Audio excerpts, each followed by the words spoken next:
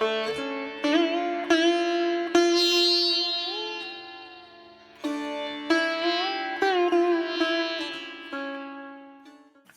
के लिए आमंत्रित करती हूँ श्री प्रतिबिंब बर्थवाल जी को, जिन्होंने की मेरा चिंतन, मीटू, म्यार आखर, तस्वीर क्या बोले, यखुली और मी उत्तराखंडी छौ पन्ने के माध्यम से गढ़वाली कुमाऊनी का निरंतर प्रचार और प्रसार किया।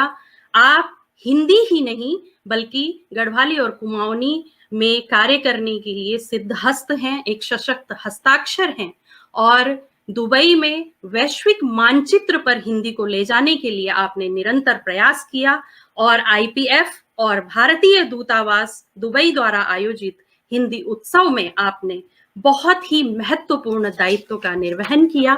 ऐसे हमारे आज के विद्वान वक्ता श्री प्रतिबिंब बर्थवाल जी हमारे बीच में हैं। मैं उनको बहुत ही आदर और सम्मान पूर्वक आमंत्रित करती हूँ कि आज के विषय पर प्रकाश डालें और डॉक्टर पीताम्बर दत्त बर्थवाल जी के व्यक्तित्व और कृतित्व पर अपनी बात प्रस्तुत करें। स्वागत है आपका महोदय। बहुत बहुत धन्यवाद कविता जी। आदरणीय अंतर्राष्ट्रीय अध्यक्ष हिंदी साहित्य भारती श्री रविंद्र शुक्ल जी, केंद्रीय महामंत्री डॉक्टर अनिल जी, उत्तराखंड साहित्य भारती के अध्यक्ष श्री बुद्धनाथ मिश्र जी, सरदेव बुड्ढाकोटी जी अभी है नहीं यहाँ पर, लेकिन आज के कार्यक्रम के संयोजिका डॉक्टर कविता जी, सह संयोजिका श्री निधि जी और सरस्वती वंदना और मातृ वंदना को स्वर देने वाले श्री दिनेश चंद्र त्रिपाठी जी और रोशन लोलोनी जी, सभी के सहित सभी उपस्थित सुधीजनों का मैं हार्दिक अभिनंदन करता हूं। मेरा प्रणाम स्वीकार करें। मुझे अत्यधिक प्रसन्नता का अनुभव हो रहा है कि हिंदी साहित्य भारती द्वारा राष्ट्रवंदन अतीत का अभिनंदन कार्यक्रम के अंतर्गत हिंदी के प्रथम शोध छात्र व प्रथम डीलिट की उपाधि पाने वाले डॉक्टर पीताम्बर दत्त बर्थवाल जी के ऊपर यह कार्यक्रम है। खुशी इसलिए भी है कि यदि मेरे अंदर हिंदी के प्रति प्रेम का भाव जन्मा है तो उसमें कुछ प्रेरणा उनके कृतित्व से भी मिली है। मुझे डॉक्टर बर्थवाल जी से मेरा सीधा रिश्ता नहीं है परंतु पारिवारिक संबंध है। बचपन से ही फूफू लोग, जो डॉक्टर बर्थवाल जी की पुत्रियां थी तीनों, तो लोगों का आना जाना रहता था और अक्सर घर में डॉक्टर बर्थवाल जी के बारे में बातचीत होती थी। लेकिन बचपन में, उस समय छोटी आयु में, मुझे उनके व्यक्तित्व का पता नहीं था, लेकिन अक्सर जब बात होती थी तो उनके घर, मतलब उनके बारे में बात होती तो आई गई हो जाती थी। एक बार एक पुस्तक हमारे घर में आई थी जिसका नाम था मध्य हिमालय में शिक्षा व शोध, और जो कि पिताजी और माताजी को भेंट मिली थी। तो जब मैंने पुस्तक उठाई तो वो उनके जो संपादक थे जयाल जी, उन्होंने डॉक्टर बर्थवाल को वो पुस्तक समर्पित की थी और उसमें उनकी फोटो भी थी जो मैंने बाद में अपने हाथों से बनाई भी थी। तब थोड़ी जिज्ञासा हुई कि ये कौन आदमी है, मतलब मैं जानता हूँ लेकिन ये व्यक्तित्व क्या है, इसको पहचानने की कोशिश की, लेकिन वो समय बचपन का था तो शायद उस समय मैं इतना उस पर भाव या उस पर काम नहीं कर पाया। तब मुझे लगा कि मैं इनके बारे में जानना चाहिए। फिर फूफू लोगों से भी बातचीत होती थी तो छुटपुट बातें उनके द्वारा मुझे संज्ञान में आई। फिर मैं युवावस्था में हिंदी से, मतलब मेरा थोड़ा बहुत नाता रहा क्योंकि विज्ञान के विद्यार्थी होने के कारण से, और फिर उसके बाद मैं 1987 में ही विदेश चला गया था। तो उस समय जब अकेलेपन को दूर करने के लिए मुझे कुछ मौका मिला तो मैंने जो है अपनी पुराना शौक जो मेरा था कविता लिखने का या कुछ लिखने का, वो शुरू किया। तब मुझे उस समय फिर एक बार ध्यान आया कि क्यों ना डॉक्टर बर्थवाल जी के बारे में थोड़ा और जानकारी इकट्ठी की जाए, जैसे मुझे नहीं पता था या लोगों को नहीं पता था तो हम उनके बारे में लोगों तक पहुंचाएं। तब मैंने उस वक्त जो है इसके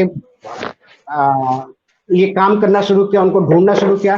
लेकिन आश्चर्य ये हुआ कि डॉक्टर बर्थवाल जो प्रथम डीलिट, प्रथम हिंदी शोध छात्र थे, उनको जो है कोई विस्तार नहीं मिला। उनके बारे में मुझे जगह जगह कहीं पढ़ने को नहीं मिला। कुछ साहित्यिक घटनाओं में या विषयों में उनका नाम आया हुआ है लेकिन कहीं मुझे पढ़ने को नहीं मिला।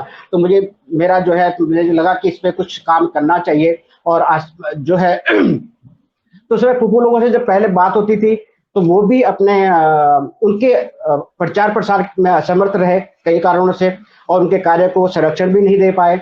तब मुझे ये भी पता लगा था कि भाई उनके घर में काफी लोगों का आना जाना होता था बाद में, कौन क्या लेके गया किसी को पता भी नहीं था। तो मुझे लगा कि नहीं, अब थोड़ा बहुत मुझे इस जानकारी को लोगों तक पहुंचाना चाहिए, और मैंने फिर उस पे अनुसार जो है एक ब्लॉग लिखा। ब्लॉग में लिखने के बाद उसे कई समाचार पत्रों में डाला। जो आप अभी कुछ चित्र देखते होंगे लखनऊ के, उनके वो सब मेरे द्वारा ही उसमें भेजे गए थे। तो आज वो मैं मुझे खुशी होती है कि आज लोग जानने लगे हैं, और हिंदी साहित्य भारती ने आज ये कदम उठाया है, तो मैं उसकी बहुत ही सराहना करता हूँ, और ये कार्यक्रम निरंतर जारी रहने चाहिए। हिंदी के प्रथम शोध विद्यार्थी, प्रथम डीलिट, उनको आप सफल अन्वेषक कहें, निबंधकार कहें, अध्यापक कहें, वे साहित्य के मर्मज्ञ स्वर्गीय डॉक्टर बर्थवाल जी को याद करते हुए मैं उनकी स्मृति में पुष्पांजलि अर्पित करता हूँ और अपनी बात को शुरू करता हूँ। जैसा कि विदित है और सब जानते भी छुटपुट, डॉक्टर पीताम्बर बर्थवाल जी का जन्म 13 दिसंबर 1901 में और मृत्यु 24 जुलाई 1944, दोनों ही पाली ग्राम, पाली उत्तराखंड का एक गांव है जो कौड़ियापट्टी और पौड़ी गढ़वाल के अंदर में अंतर्गत आता है।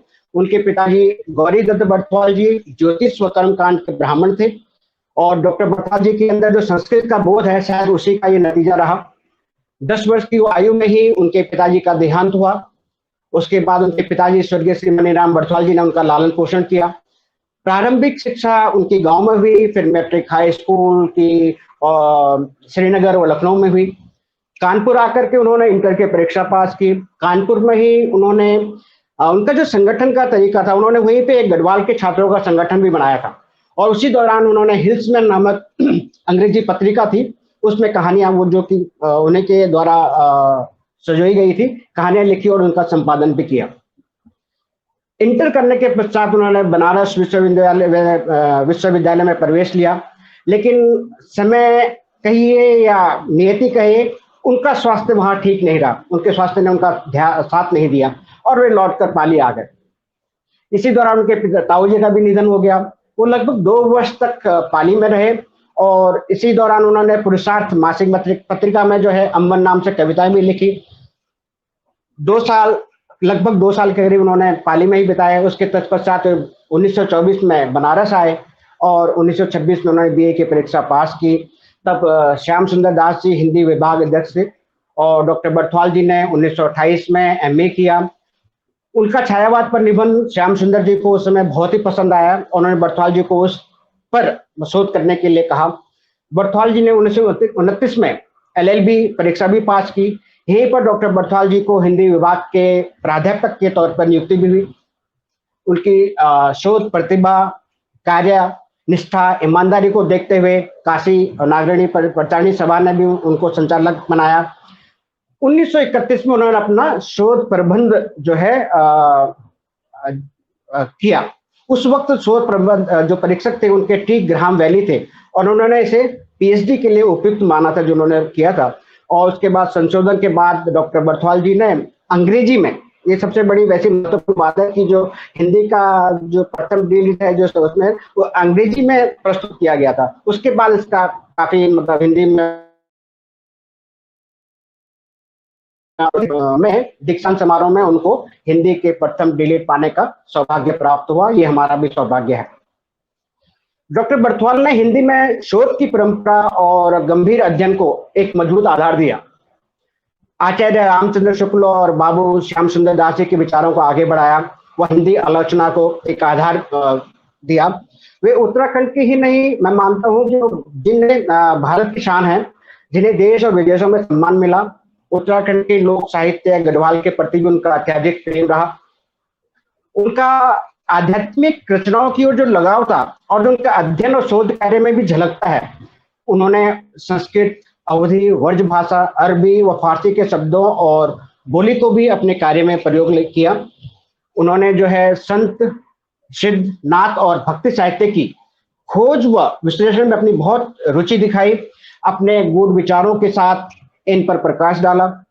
भक्ति आंदोलन, जो कि उस समय शुक्ल जी की मान्यता थी, को हिंदू जाति की निराशा का परिणाम नहीं माना, बल्कि उन्होंने भक्ति धारा का विकास माना।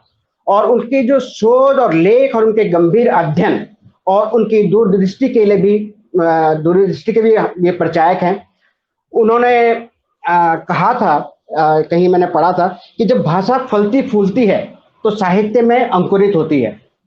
साधारण बोलचाल पर बोली जो बोली होती है मंच सुधर कर साहित्यिक भाषा बन जाती है। वे दार्शनिक व्यक्तित्व के धनी शोधकर्ता, जैसा कि मैंने पहले कहा, निबंधकार, समीक्षक, और जो उनके कार्य हैं उनको आज भी शोध के विद्यार्थी उनको पढ़ते हैं। अभी एक जो हमारे अगले कार्यक्रम में आए कई विद्यार्थी ऐसे कि जिन्होंने उनके कई लोगों ने तो बर्थवाल जी पे शोध किया है, तो ये उनके लिए मतलब बहुत ही बड़ा विषय होगा। और जो उनको उनके साथ उनका निबंध लिखने का, जो उनका निबंध का तरीका, और बहुत ही एक ऐसा होता था कि उनका जो मूल भाव होता था तो उसकी भूमिका में या शुरुआत में ही आपको मिल जाता था। जब वो निबंध लिखते थे तो आपको पता लग जाता कि वो क्या कहने वाले हैं या क्या आपको सामने रखने वाले हैं।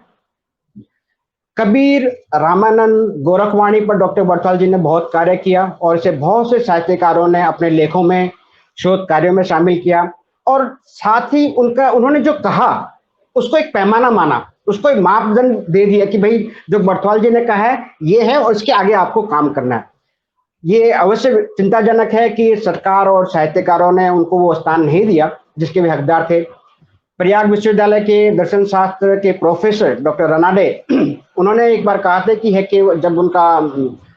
केवल हिंदी साहित्य की विवेचना के लिए ही नहीं अपितु रहस्यवाद की दार्शनिक व्याख्या के लिए महत्वपूर्ण देन है। उनका जो शोध था उसके ऊपर कहा था कि यह केवल हिंदी साहित्य की विवेचना के लिए ही नहीं अपितु रहस्यवाद की दार्शनिक व्याख्या के लिए भी एक महत्वपूर्ण देन है।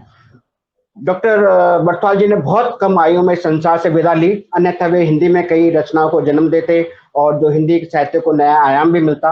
डॉक्टर संपूर्णानंद जी ने भी कहा था कि यदि आयु ने उनको धोखा न दिया होता तो वे और भी गंभीर रचनाओं का सृजन करते। उन्होंने, डॉक्टर बर्थवाल जी ने संत, सिद्ध, नाथ और भक्ति साहित्य की खोज और विश्लेषण में अपनी जो रुचि दिखाई थी और अपने गूढ़ विचारों को के साथ इन पर प्रकाश डाला था। हिंदी काव्य में निर्गुणवाद, जो कि ट्रांसलेशन है द निर्गुण स्कूल ऑफ हिंदी पोएट्री, जो कि उन्होंने काम डॉक्टर श्यामा प्रसाद जी के निर्देशन में किया था। तो अपने डॉक्टर बर्थवाल जी ने अपने शोध में स्पष्ट किया कि हिंदी संत काव्य में शून्यवाद, योग साधना व गुरु का तत्व महत्वपूर्ण है।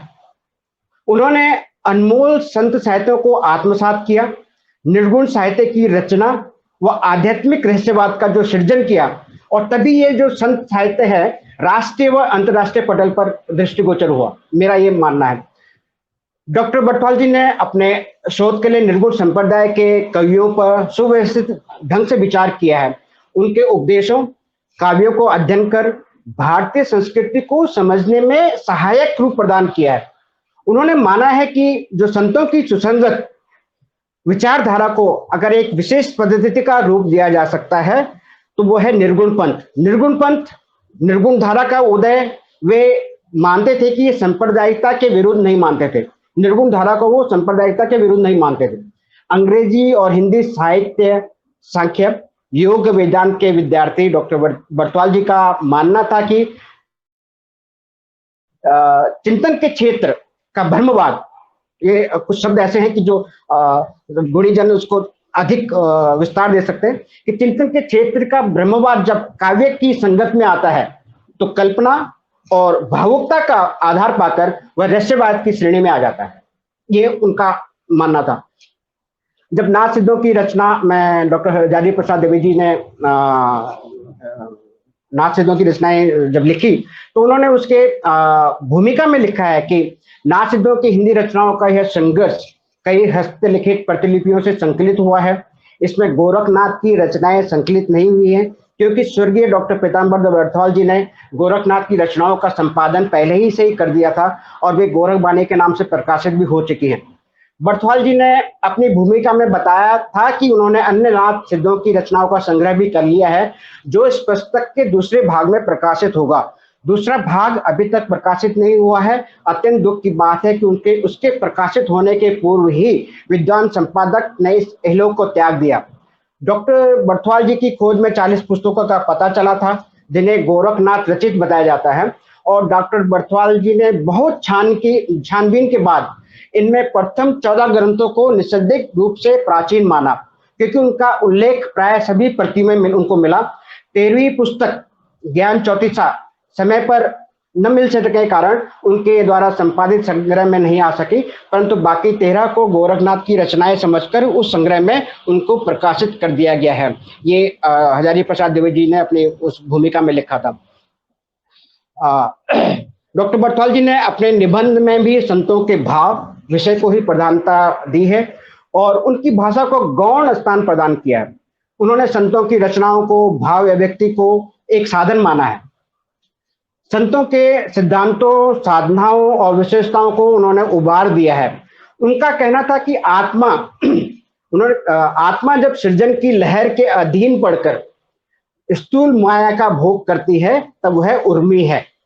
तन और मन के संयुक्त योग से साधक को अखंड संपूर्णता का अनुभव होता है। ये उनका विचार था, उनका कहना था जब वो अपने सब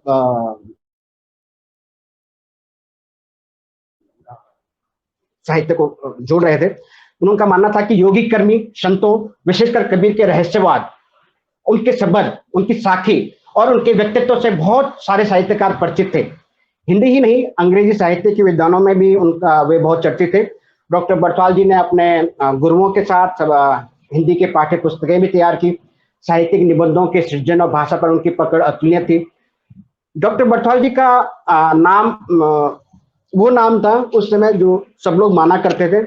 जब एक बार का विषय मेरे को डॉक्टर देवेंद्र जी ने बताया कि जब राष्ट्रीय कवियों का कवि का एक वर्ष में चयन होना था, तो वाराणसी में महात्मा गांधी जी की अध्यक्षता में एक मीटिंग हुई थी जिसमें कि बर्थवाल जी भी एक प्रस्तावक थे। तो उन्होंने मैथिली शरण गुप्त जी को राष्ट्रीय कवि बनाने के लिए प्रस्तावक के रूप में किया था और उसके बाद वो राष्ट्रीय कवि घोषित हुए थे। तो ये उनका मतलब उनकी महत्ता थी कि उनकी बात को लोग सुनते थे उस टाइम पे। उनकी बहुत सी रचनाओं में कुछ एक पुस्तकें वर्ल्ड कैट लाइब्रेरी के पास भी है। हिंदी साहित्य अकेदमी और तरह के अलग अलग हिंदी विभाग कभी कभी उनके पुस्तकों को छापता है। हिंदी साहित्य अकेदमी मतलब उनकी जो प्रकाशित होती है उन पर। लेकिन मेरा एक प्रश्न भी है इसके साथ, इस पे कभी और चर्चा भी होगी कि कई बार क्या होता है कि हम पुस्तकें छापते हैं, उनके कार्य को दिखाते हैं, लेकिन इसके बाद उसमें जो जिसमें संकलन हो गया, जिसमें अनुसंधान हो गया, वो किसने किया, कब किया, वो पता नहीं चलता है। खाली जिसने पुस्तक छाप दी उसका नाम हो जाता है। तो इन चीजों पर हमें साहित्य को, और ये चर्चा का मुद्दा तो है, इस पर कभी फिर बात करेंगे। और इनके साथ मैं चाहता भी हूँ कि जो हमारे डॉक्टर बर्थवाल जी को मैं अभी इतना ही कहूँगा कि उनको नमन करते हुए ये कहना चाहूंगा, और उनका मेरा मानना भी है कि डॉक्टर बर्थवाल जी के कई अप्रकाशित साहित्य को निहित स्वार्थ के लिए प्रयोग किया गया है, नष्ट किया गया है।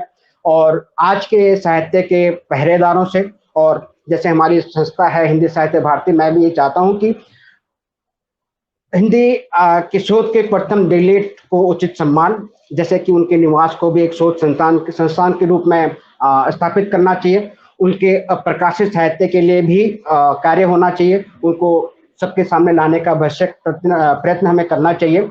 और इसी के साथ मैं हिंदी के इस पौधा को नमन करते हुए हिंदी साहित्य भारती का पुनः अभिनंदन करता हूं और अपनी बात को समाप्त करता हूं। धन्यवाद।